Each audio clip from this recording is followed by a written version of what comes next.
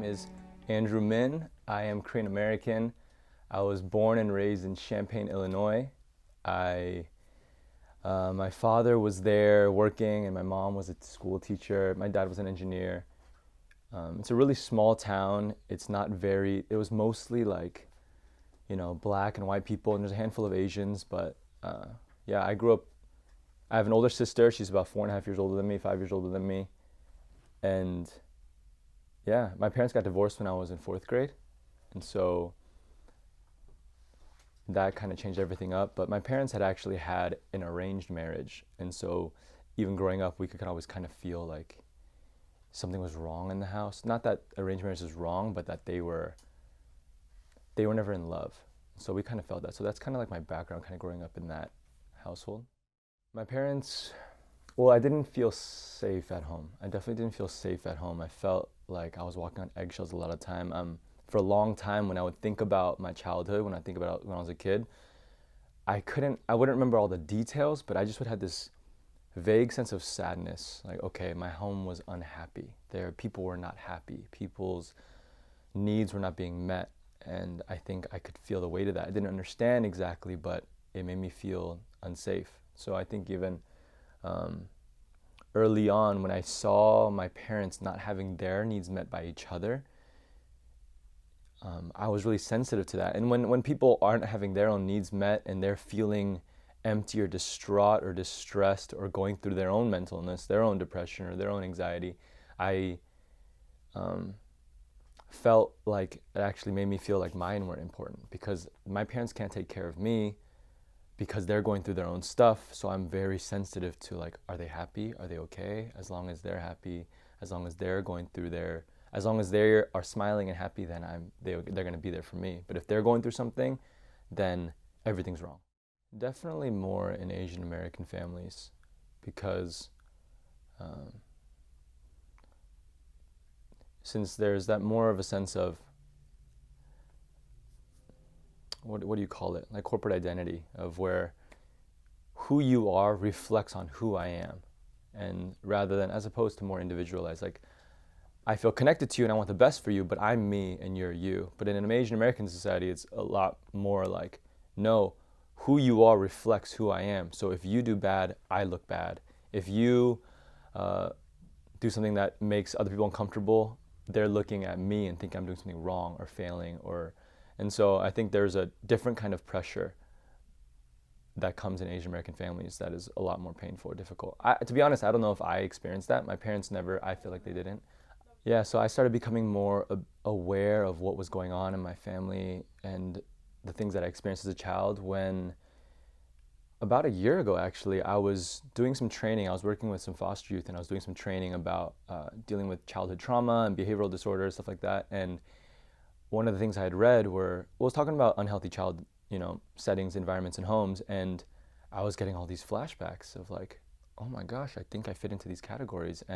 But I always felt like we didn't. I always felt like everything was good. I felt like generally it wasn't that bad. I'm not coming from like an incredibly, like the kind of TV show, domestic violence type of stuff, but there's a lot of emotional neglect, a lot of emotional abuse, a lot of like unhappiness. I've been around even substance abuse and stuff. But there was something that triggered it for me. One thing where I read something that said, it wasn't even the main point, but it said a child, when a baby cries out and a parent responds, the child begins to learn that their voice matters. And so I was thinking about that, and I got these flashbacks of when I was a kid.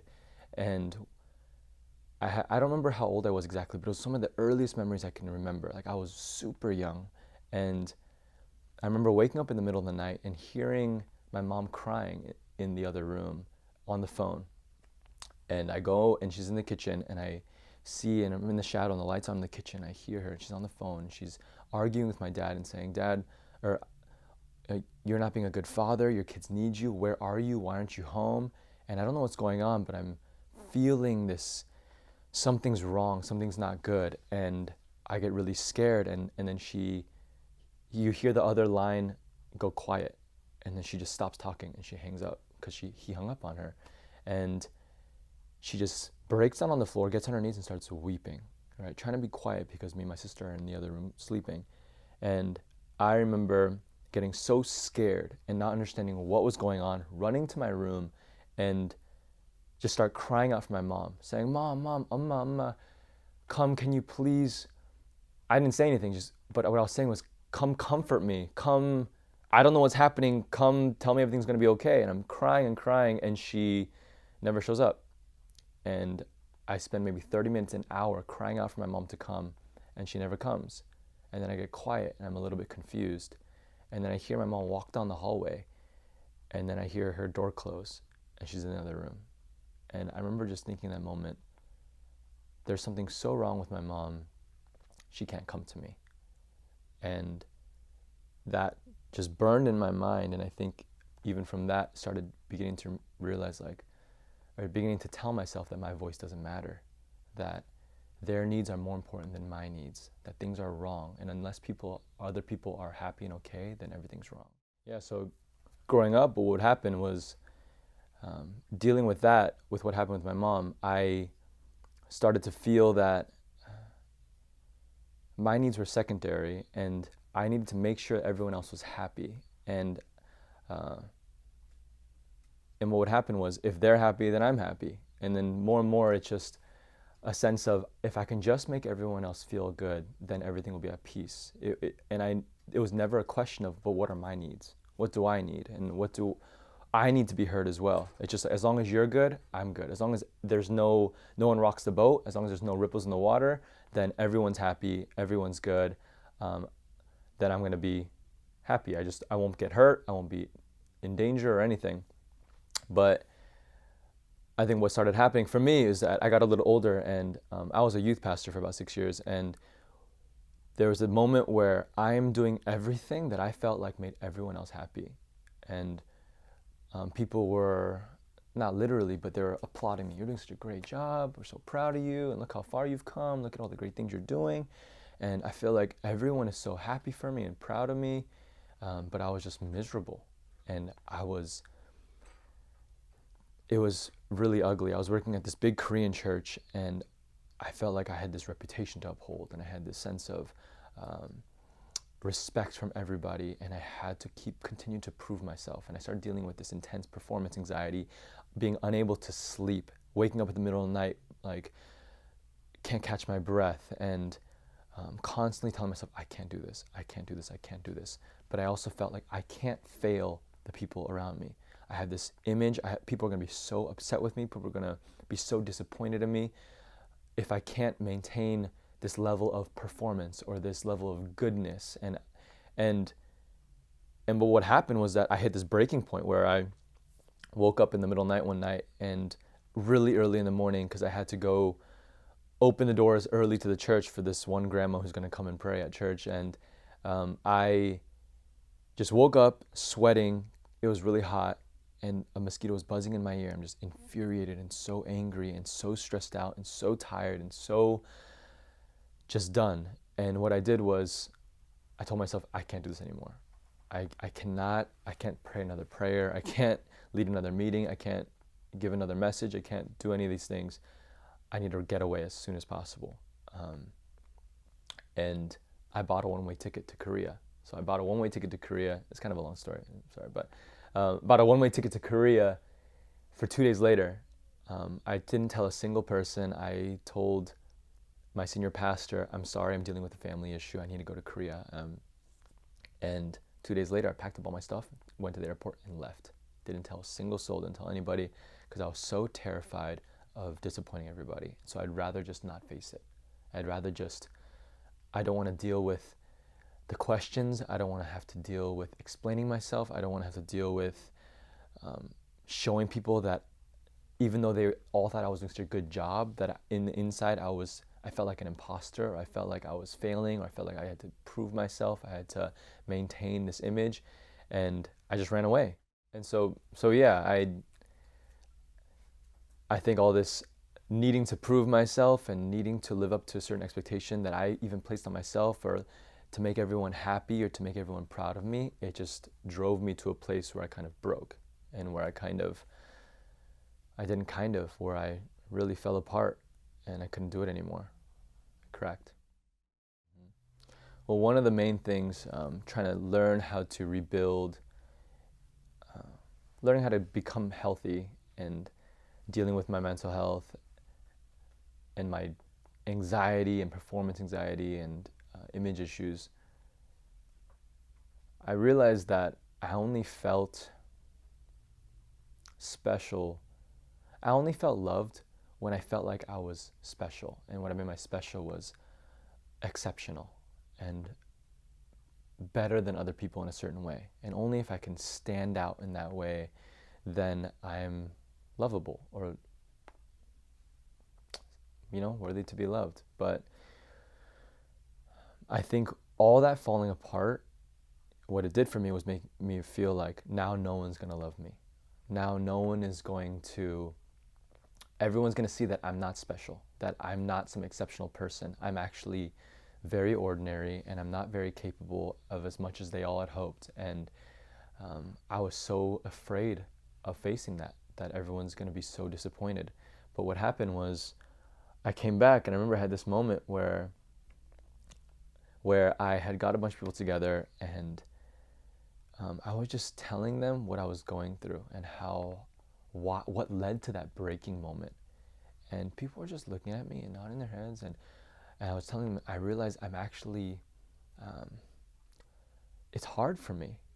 And that this is hard for me, that I'm not naturally this or that. And they just were looking at me. And the way that they responded to me was showing me that they're not surprised. That actually they already kind of saw me for who I am. Even though I thought that they only saw me as this great projected image, they actually already saw me for who I was, and they could still applaud me for my accomplishments without only seeing this projection that I thought that I was putting on. That when I was finally feeling exposed to my weakness and my flaws and my inability and my limitations, they weren't surprised. They had already known about it, and they had already embraced me for that. And so it was kind of like I didn't feel like, I just realized I could struggle through those things, and I could have that kind of, that pain and that difficulty and that hardship and those questions and those doubts, and that people aren't going to be freaked out. Yeah, there definitely is a stigma, a fear of showing weakness in the Asian American community, and I think parts of it are rooted in, again, back into the corporate identity of your actions reflect on us. But then what happens, I think it's this societal mutual understanding of this objective idea of what is good, right? And it's all agreed upon, and when you show up to the party, everyone has to look that way. And the more that we can live up to this standard, it's almost a standard of perfection, this just ideal, no flaws thing that every Asian American family wants to live up to, and then they impose it on their kids. You need to make me look this way, and if you don't do that, you're failing me. And so I think it even kind of begins to seep into how we understand our image with God, where we feel like if we have weakness, if we struggle, then that means God is failing in some way. We reflect poorly on him, or we can make him look bad, or we make him feel like he's doing a bad job. It's like, you don't want to tell your teacher that you're having a hard time in school because you make them look like a bad teacher. If you feel like you're having a hard time, you're not happy, then it makes your friends look like they're bad friends. It makes your friends look like they're failing as someone who's supposed to support you and encourage you, or it makes your parents feel like they're doing a bad job raising you. So all of a sudden, all of your actions become a reflection on everyone else's performance. And then again, it's just like, because we become so other-centered and others-focused, that we're constantly thinking like, all of my actions reflect on everybody else. And so even for, maybe just a part of it, but even for me, then an individual, it's like, okay, if I'm failing, then that means that I'm saying that you guys weren't good enough, or I'm saying that God wasn't good enough, or I'm saying my parents weren't good enough. And so for me to admit my weakness is almost like an attack on my community, which I don't think is true, but we have this idea, because it's ingrained in Asian society where your actions reflect on your family or your community, that we burden ourselves with that. In addition to that, I feel like also we have a fear of being selfish. I think in an Asian American community we can have a fear of being selfish because it's so community oriented and we have to be considering everyone else's needs. For you to express the fact that you have needs, that there's something that you feel a lack in, is so selfish. And so we become afraid of expressing the fact that, hey, I have needs. I am struggling with something, because it's for you to talk about yourself, it's like, oh, it's so selfish. Like, think about the community, think about your family, think about your friends. And then I don't want to be a burden. And being a burden is always going to be considered a bad thing in Asian cultures because it makes it about you and not about the other people. You should be always the person helping. You should always be the person contributing to the family, to the community, to your friends. You shouldn't ever be the one taking, because that makes you self-centered. But then so I think to express weakness, to express need, to express the fact that you're struggling with things, it can make you feel like you're being selfish, you're being self-centered, and you're not considering what everyone else is going through. And we can feel guilty about that too. Yeah, I think my journey of self-care has really been, it's been hard, but a lot of it is just learning to tap into my own needs.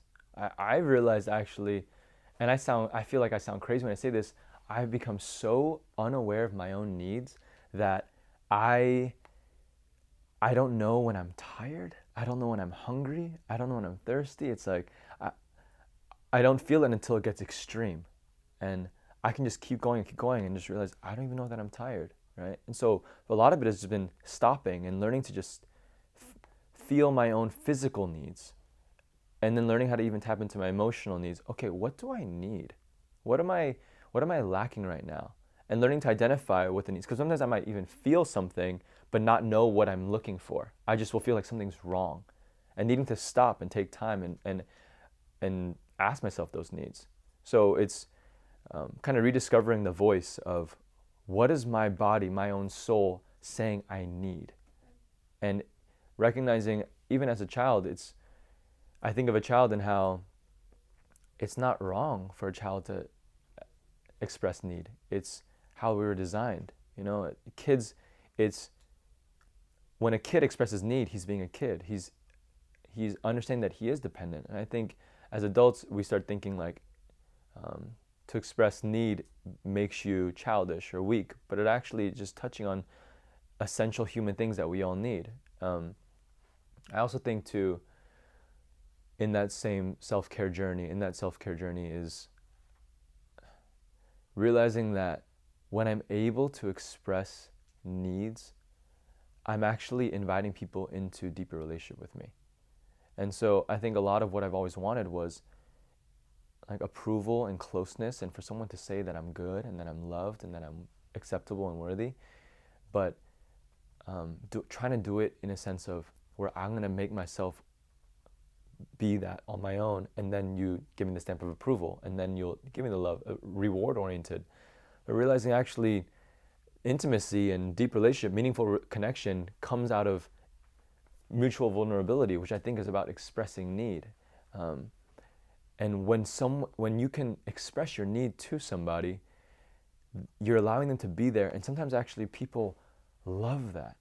And when I started seeing that, when I start recognizing my needs, and there are actually people in my life who were so thankful to hear that. I never knew that you needed that. I would love to provide that for you, for you to feel weak around me, and for you to know that you can express that to me and it's not a burden to me, but it's a way for me to express that I love you. And I'm providing people that I love an opportunity to show that they love me. And it allows us to bond more deeply. And so in a sense, me expressing my need is actually contributing to creating deeper community, rather than moving me into being selfish or me being just needy or burdensome. But actually us being able to meet one another's needs is allowing us to experience vulnerability and community with one another. One main thing that I'd want to say about mental health to the Asian American community at large is just that I think one of the most poisonous words that we have is just the word should or supposed, supposed to be. I think we get so caught up on how things are supposed to be, and we're trying so hard to make sure things look like how it's supposed to look. and we're supposed to be how we should be, that there's a disconnect. Because if we can't recognize where we are and recognize the gap, we can never make progress into growth, into goodness. If we're just all faking it till we make it, then we're all putting on a show, and we're all trying to pretend like, because maybe the image of what it should be is true. Maybe what it's supposed to be is true. It's like, yeah, we should all feel like everything's good. We should be happy. We should be joyful. We should be thankful. We should be thriving and stuff like that. But if we're so caught up on how it should be and it's supposed to be, to the point that we neglect when it's not, then we're never going to be able to move toward growth or toward health. And so I think giving ourselves grace of saying, hey, we aren't where we need to be. We aren't where it should be. It's supposed to be this way, but let's recognize where we are and be okay with that. Or else we're just going to be constantly trying to project an image, even not just individually, but communally. If we're like, I look at churches or communities and say, oh no, we're all good. We're all happy. Everything's perfect. We're meeting each other's needs. But if we can say that, we can all pat each other on the back and make ourselves feel like we're doing a good job. But at the end of the day, if individuals in private feel like it's not that way, then we're actually ruining ourselves and we're driving each other further from one another. But I think being willing to let go of how things are supposed to be or how things should be, and beginning to have honest conversation about just how things are and where we are, so that we can start moving towards something good.